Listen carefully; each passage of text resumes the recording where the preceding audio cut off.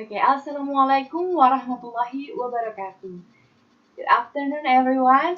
Today I would like to present my material of the research by the title An Analysis of Lecture Strategy Teaching Through LMS During Pandemic COVID-19 and Students' Perception at English Department of Universitas Bhinneka PGRI Tulungagung in the academic year 2020 and 2021. First, let me introduce myself. My name is RIMMA BISWARI. You can call me RIMMA. I'm a student of English Education Department of Universitas Bhinneka PGRI Tulungagung. Now I'm in 7th semester. Let's start.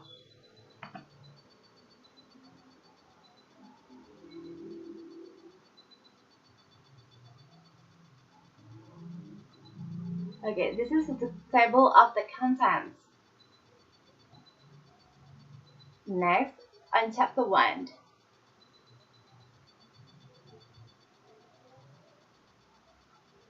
In chapter 1, we will discuss about the background of the research. Why? Talk about the background of the research or the reason why I should choose this topic or this theme as my research. First, I saw the phenomena of the pandemic. As we know, the pandemic has caused of global socio-economic disruptions and including in Indonesia. In the education sector itself, the students get a lot of a bad impact in their learning activities, and it happens almost in every country in this world, and also no exception in Indonesia. And in Indonesia, for education sector, the impact felt by the students is education service providers, such as school at all levels and non-formal educational institution until to a college level. And then using learning management system LMS as a solution and a media for the teacher and students at all level education. I just want to know about the way can help the lecturers and teachers to conduct their classroom and still to build learning activities. And last, I would like to emphasize and focus on this research that is about the lecture teaching through LMS during pandemic COVID-19 and students' perception and about their response to it. So the next is the problem of the research. In this page, I divided into 3 points. The first, what kind of LMS that used by teacher for teaching and learning process during pandemic COVID-19? Second, does the LMS that used by lecture have a good effect on the online learning process? And the third, what is the student's perception toward the use of LMS for their understanding of the material from the lecture? Next, the objective of the research. In this page, I also decided into 3 points. The first, to know the kinds of LMS that for teaching and learning process during pandemic COVID-19, especially for the lecture of English Education Department of Universitas Bhinneka PGRI Tulungagung. Second, to know does the LMS used by lecture have a good effect on the online learning process. And last, to know about the students' perception toward the use of LMS for their understanding of the material from the lectures. Okay, about the significance of the research, we have some significance of the research. First, for the students, the result of this research will hopefully can help the students to know the kind of LMS and used by the lecture and know how it works in the learning process. For lectures, the final result from this research will help the lecturer to know about the students' perception toward the use of LMS for their understanding of the material from the lecture. And for the researcher, the result from this research for the researcher is it can be media to take on an important point about how the lecturer teach through LMS and see how students' perception to respond to it. And for the last, researcher, um, for the other researcher, this result of this research will be useful for the other researcher who conduct for the further research. Next, okay, for the next is scope and the limitations of the research. I would like to put limitations and boundaries in my research. For the first, the researcher focused on an analysis of the lecture as teaching strategy through LMS during the pandemic. And second, the several types of LMS are decided into 5 types, such as Moodle, Google Classroom, Zoom, and WhatsApp. Just for disclaimer, this is application just used by the lecturer from English Education Department, Universitas Bhinneka PGRI Tulungagung. And the last or the third, time and setting. So for the setting and place, I choose the researcher choose English Education Department of Universitas Bhinneka PGRI Tulungagung. And for collected data, the researcher using observations and interview. Okay, so now we will discuss about the chapter 2. In chapter 2, we will discuss about the research of related literature. So the first, learning management system or LMS. So I would like to explain what the definitions of LSM. As we know, LSM can be interpreted as a software or application that help and facilitate the lecturer or teacher and the students to guide or help their learning activities that can be fully accessed by the teacher and or lecturer and students by their gadget. Next, according to Andy, the definitions of LMS is a term in the technology world that manage an online or digital learning system that has been especially developed before. Next, the type of LMS. For the content, this research focused on the kinds of LMS that lecturers use, especially the lecturer from English Education Department of Universitas Bhinneka PGRI Tulungagung. The several types of LMS decided into 5 types, such as Moodle, Google Classroom, Zoom, and WhatsApp. So I would like to explain Moodle. In Moodle, lecturer always use this application to share their material, to share their assignment to the students, and also the lecturer can see their students' activity at the Moodle. They can share attendance list, so they can maintenance and can guide their students. And next, Google Classroom. Well, for the Google Classroom, the lecturers or the teachers and students can access by the applications in Google, or just if you want to access it in the website.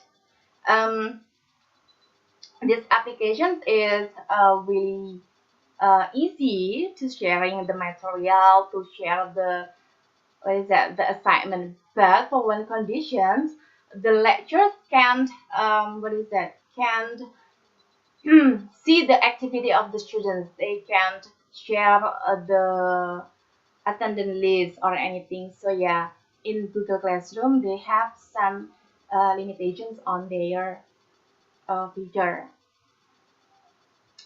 Next is Zoom. Zoom. Its application was originally an application for communications. So the first function of Zoom is for communications, but now the lecturers and the teachers um, get this application for conduct their class, because this feature to display the video, so the lecturer or the teacher, they can interact with their students by visual, by videos, and their interaction will be look like for real. And the last is WhatsApp. As we know, WhatsApp is a communications application.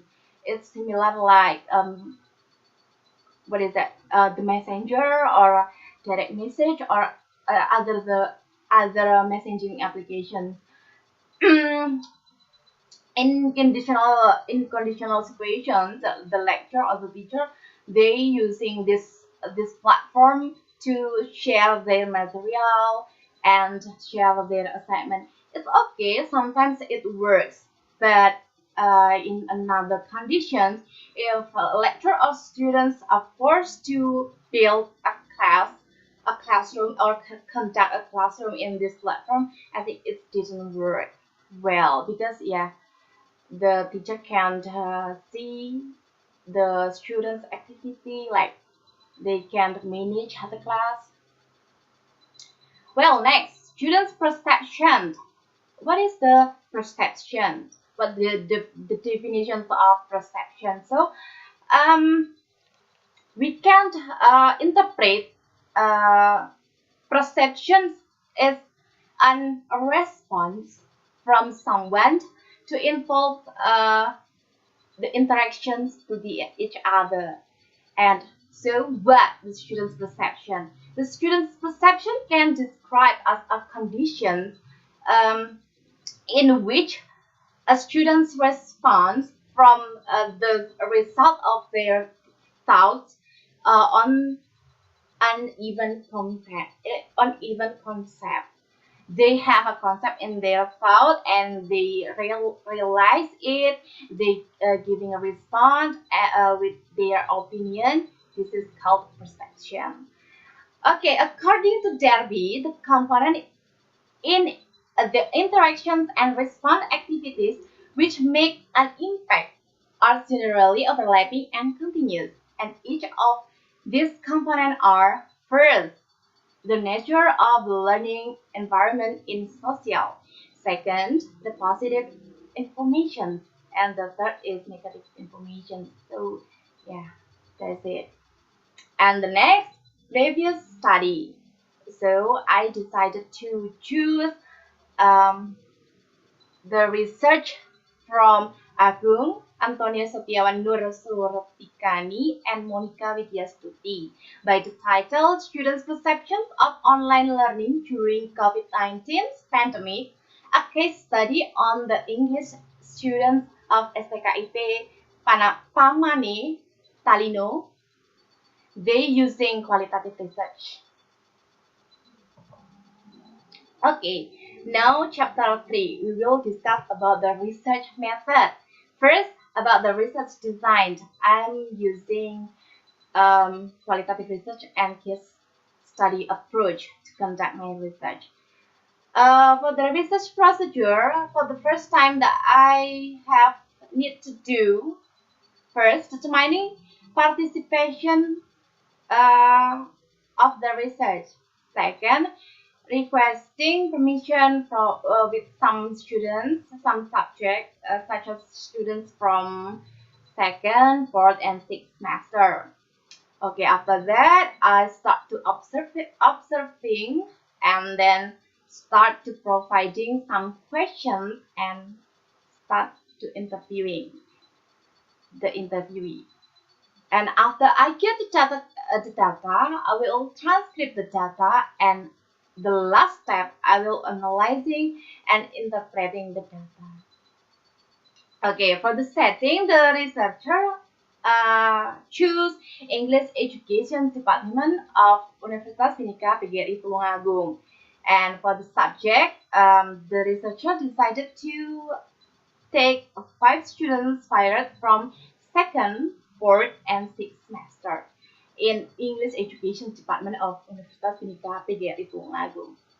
For the instrument, the researcher needs to prepare questionnaire sheet, Google Form, smartphone, recorder, and camera, and data collecting method. To take the data, the researcher used interview and survey, and data analysis method is it take from the book by the title Research Method in Education by Louis Cohen, Lawrence Manion, and Kate Morrison. I'm really sorry if I have a mistake when I pronounce it. Um, the step have a 3 points. First, data reduction, data display, conclusion, and drawing. And the last, for the validity data, the researcher use methodological triangulation. So that's all for me. Thank you so much. Does anyone have any questions? You can find me at email rimasiska72@gmail.com, and Instagram. You can follow me in rima_siska. Or if you want to subscribe me on my YouTube channel, you can find me at rimasiska. Thank you so much.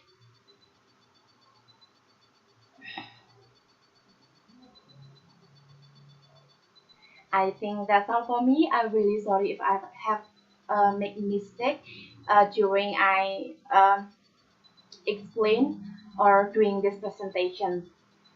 Wassalamualaikum warahmatullahi wabarakatuh.